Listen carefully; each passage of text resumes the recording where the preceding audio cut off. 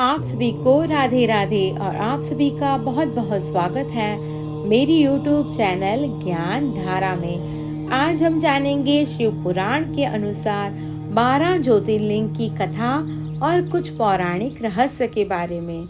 तो आज हम जानेंगे सबसे प्रथम पूजनीय सोमनाथ के बारे में, जो हमारे देश का सबसे प्रथम पूजनीय ज्योतिर्लिंग है। सौराष्ट्रे सोमनाथम च श्रीशैले मल्लिकार्जुनम उज्जयिन्यां महाकालम ओंकारममलेश्वरम परल्यां वैजनाथं च डाकिन्यां भीमशंकरम सेतुबन्धे तु रामेशं नागेशं दारुकावने वाराणस्यां तु विश्वेशं त्र्यम्बकं गौतमी तटे हिमालये तु केदारं धुष्मेशं च शिवालये एतानि 12 ज्योतिर्लिङ्गानि सायं प्रातः पठेन् नरः सप्तजन्म कृतं पापं स्मरणेन विनश्यति। हिंदू धर्म में भगवान शिव को मोक्ष के देवता के रूप में माना गया है। इसी के साथ ऐसा भी कहा जाता है कि जब तक आप 12 ज्योतिर्लिंगों के दर्शन नहीं कर लेते, आपका आध्यात्मिक जीवन पूर्ण नहीं हो सकता। कहते हैं भगवान शिव के 12 ज्योतिर्लिंगों के दर्शन मात्र से सभी पापों का नाश होता है। शिव पुराण के अनुसार भगवान शिव लोक कल्याण के लिए लिंग के रूप में वास करते हैं और भगवान शिव के 12 विग्रहों को 12 ज्योतिर्लिंग कहा जाता है। भारत में 12 ज्योतिर्लिंग अलग अलग स्थान पर स्थित हैं। इनमें सर्वप्रथम श्री सोमनाथ जी का है। श्रावण मास में यहाँ पर बहुत ही श्रद्धालु दर्शन के लिए आते हैं। मान्यता है कि भगवान शिव के ज्योतिर्लिंग के दर्शन मात्र से ही सभी कष्ट और दुख दूर हो जाते हैं और मोक्ष की प्राप्ति होती है। गुजरात प्रांत के सौराष्ट्र क्षेत्र में समुद्र के किनारे सोमनाथ विश्व प्रसिद्ध मंदिर में यह ज्योतिर्लिंग स्थापित है। पहले यह क्षेत्र प्रभात क्षेत्र के नाम से जाना जाता था। यही भगवान श्री कृष्ण ने जरा नामक व्याध के बाण को निमित्त बनाकर अपनी लीला का संवरण किया था। मंदिर में सबसे पहले भक्तों की भेंट भगवान के प्रिय वाहन नंदी से होती है, जिन्हें देखकर ऐसा लगता है मानो नंदी भगवान के हर भक्त की अगुवाई कर रहे हैं। सोमनाथ मंदिर का इतिहास बताता है कि समय समय पर मंदिर पर कई आक्रमण हुए, तोड़फोड़ हुई। मंदिर पर कुल 17 बार आक्रमण हुए और हर बार मंदिर का जीर्णोद्धार कराया गया, लेकिन मंदिर पर किसी भी कालखंड का कोई प्रभाव देखने को नहीं मिलता। कहते हैं सृष्टि की रचना के समय भी यह शिवलिंग मौजूद था। ऋग्वेद में भी इसके महत्व का बखान किया गया है। धर्म ग्रंथों के अनुसार श्राप से मुक्ति पाने के लिए चंद्रमा ने यहाँ शिव जी की आराधना की थी, इसलिए चंद्रमा यानी सोम के नाम पर ही इस मंदिर का नाम सोमनाथ पड़ा। ज्योतिर्लिंग की कथा का पुराणों में इस प्रकार वर्णन है। दक्ष प्रजापति की 27 कन्याएं थीं। इन सभी का विवाह चंद्रदेव के साथ हुआ था, किंतु चंद्रमा का समस्त अनुराग व प्रेम उनमें से केवल रोहिणी के प्रति ही रहता था। उनके इस कृत्य से दक्ष प्रजापति की अन्य कन्याएं बहुत अप्रसन्न रहती थी। उन्होंने अपनी यह व्यथा कथा अपने पिता को सुनाई। दक्ष प्रजापति ने इसके लिए चंद्रदेव को अनेक प्रकार से समझाया, किंतु रोहिणी के वशीभूत उनके हृदय पर इसका कोई प्रभाव नहीं पड़ा।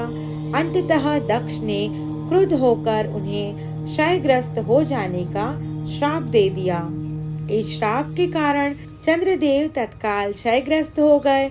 उनके क्षयग्रस्त होते ही पृथ्वी पर सुधा, शीतलता, वर्षण का उनका सारा कार्य रुक गया। चारों ओर त्राही त्राही मच गई। चंद्रमा भी बहुत दुखी और चिंतित थे। उनकी प्रार्थना सुनकर इंद्रादि देवता तथा वशिष्ठ आदि ऋषिगण उनके उद्धार के लिए पितामह ब्रह्मा जी के पास गए।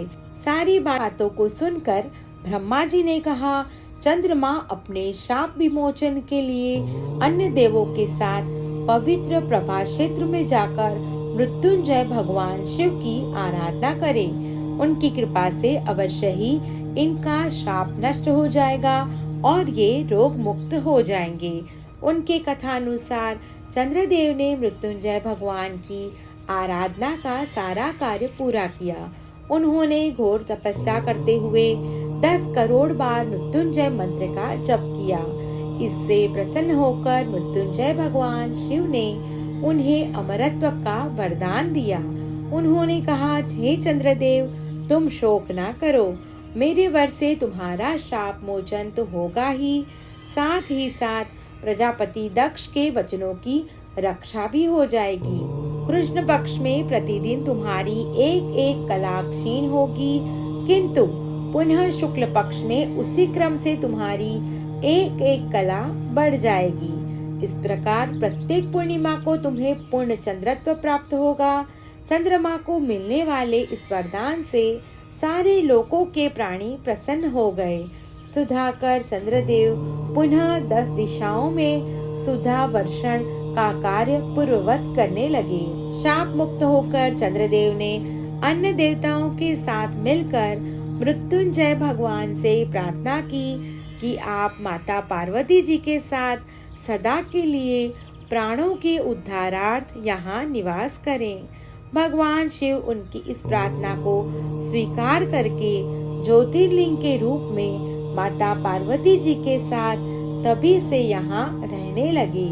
पावन प्रभा क्षेत्र में स्थित इस सोमनाथ ज्योतिर्लिंग की महिमा महाभारत, श्रीमद् भागवत तथा स्कंद पुराण आदि में विस्तार से बताई गई है। चंद्रमा का नाम सोम भी है। उन्होंने भगवान शिव को ही अपना नाथ स्वामी मानकर यहाँ तपस्या की थी। अतः इस ज्योतिर्लिंग को सोमनाथ के नाम से जाना जाता है। इसके दर्शन, पूजन, आराधना से भक्तों के जन्म जन्मांतर के सारे पाप और दुष्कृत्य विनष्ट हो जाते हैं। वे भगवान शिव और माता पार्वती की अक्षय कृपा का पात्र बन जाते हैं। मोक्ष का मार्ग उनके लिए सहज ही सुलभ हो जाता है। उनके लौकिक परलौकिक सारे कृत्य स्वयमेव सफल हो जाते हैं। स्कंद पुराण में उल्लेख है कि सोमनाथ ज्योतिर्लिंग का नाम हर सृष्टि के साथ बदल जाता है। इस क्रम में जब वर्तमान सृष्टि का अंत हो जाएगा, ब्रह्मा जी नई सृष्टि रचेंगे, तब सोमनाथ का नाम प्राणनाथ होगा। सोमनाथ मंदिर की ऊंचाई लगभग 155 फीट है। मंदिर के चारों ओर विशाल आंगन है। मंदिर का प्रवेश द्वार कलात्मक है। मंदिर 3 भागों में विभाजित है: नाट्य मंडप, जगमोहन और गर्भगृह। मंदिर के बाहर वल्लभ भाई पटेल और रानी अहल्याबाई की मूर्तियां लगी हैं। समुद्र के किनारे स्थित यह मंदिर बहुत ही सुंदर दिखाई देता है। चंद्रमा ने इस स्थान पर अपनी कांति वापस पाई थी, इसलिए इस क्षेत्र को प्रभास पाटन कहा जाने लगा। यह तीर्थ पितृगणों के श्राद्ध कर्मों के लिए भी प्रसिद्ध है। चैत्र, भाद्र, कार्तिक माह में यहाँ श्राद्ध करने का विशेष महत्व माना गया है। इन 3 महीनों में यहाँ श्रद्धालुओं की भीड़ बहुत होती है। इसे पृथ्वी का पहला ज्योतिर्लिंग कहा गया है। चंद्रदेव ने सोमनाथ मंदिर को सोने से, सूर्यदेव ने रजत से और भगवान श्री कृष्ण ने लकड़ी से बनवाया था।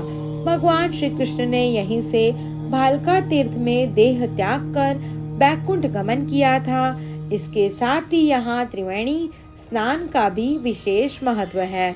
यहाँ पर 3 पवित्र नदियाँ हिरण, कपिला और सरस्वती का महासंगम होता है।